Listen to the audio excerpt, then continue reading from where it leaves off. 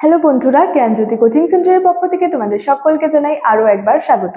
আজকের ক্লাসে আমি তোমাদের সঙ্গে আলোচনা করব যে বর্ণ ব্যবস্থা বলতে কি বোঝো, অর্থাৎ এই বর্ণ ব্যবস্থা জিনিসটা কি। ক্লাসটি শুরু করার আগে তোমাদেরকে একটু বলে দিতে চাই যে তোমরা যারা ভাবছো আমাদের সঙ্গে এই সেমিস্টারে যুক্ত হবে, তারা উপরে দুটি নাম্বার দেখতে পাচ্ছ 6295916282 এবং 7076398606। এই দুটি নাম্বার হলো আমাদের জ্ঞানজ্যোতি কোচিং সেন্টারের অফিসিয়াল হেল্পলাইন নাম্বার। তোমরা যারা ভাবছো আমাদের সঙ্গে যুক্ত হবে, তারা কিন্তু দেরি না করে এই দুটি নাম্বারের মধ্যে যে কোনো একটি নাম্বারে যোগাযোগ করে আমাদের সাথে যুক্ত হয়ে যেতে পারো। তাহলে দেরি না করে আজকে টপিক সম্পর্কে আলোচনা শুরু করছি। দেখো, আমি প্রথমে বললাম আজকে টপিকটি হচ্ছে বর্ণ ব্যবস্থা বলতে কি বোঝো, অর্থাৎ বর্ণ ব্যবস্থা কি। তো এক্ষেত্রে প্রথমে যদি বলি, এই ভারতবর্ষে বা ভারতে এই বর্ণ ব্যবস্থা বা বর্ণ বৈষম্যের সূচনা কবে হয়েছিল?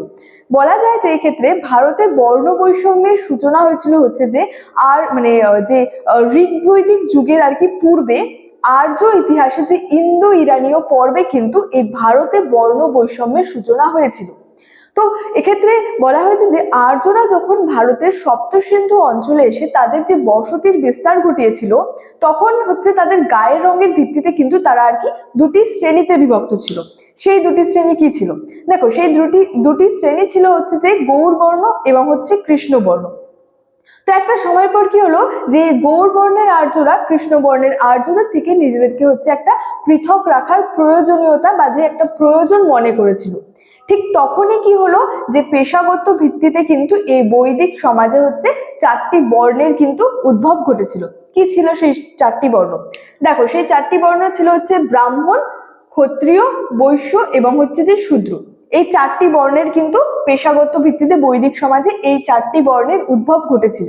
তো এই ক্ষেত্রে যে ঋগ্বেদের দশম মণ্ডলের পুরুষ সূত্র থেকে বলা হয়েছে যে ব্রহ্মার মুখমণ্ডল থেকে হচ্ছে এই ব্রাহ্মণের উৎপত্তি হয়েছে, বাহুদয় থেকে হচ্ছে ক্ষত্রিয়ের উৎপত্তি হয়েছে, উরুদেশ থেকে হচ্ছে বৈশ্যের উৎপত্তি হয়েছে এবং সর্বশেষ বর্ণ যে ছিল শূদ্র, চরণ যুগল বা পদযুগল থেকে কিন্তু এই শূদ্রের কিন্তু উৎপত্তি হয়েছে।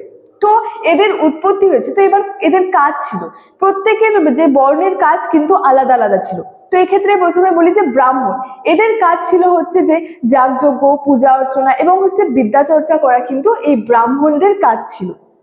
নেক্সট রয়েছে হচ্ছে ক্ষত্রিয়, এদের কাজ ছিল হচ্ছে যে দেশ শাসন, দেশ রক্ষা করা কিন্তু এই ক্ষত্রিয়দের আর কি কাজ ছিল। নেক্সট হচ্ছে যে বৈশ্য, এদের কাজ কি ছিল? এদের কাজ ছিল যে ব্যবসা বাণিজ্য করা, এছাড়াও যে কৃষিকাজ, পশুপালন করা কিন্তু এই বৈশ্যদের কাজ ছিল। এবং সর্বশেষ বর্ণ যে ছিল শূদ্র, এদের কি কাজ ছিল?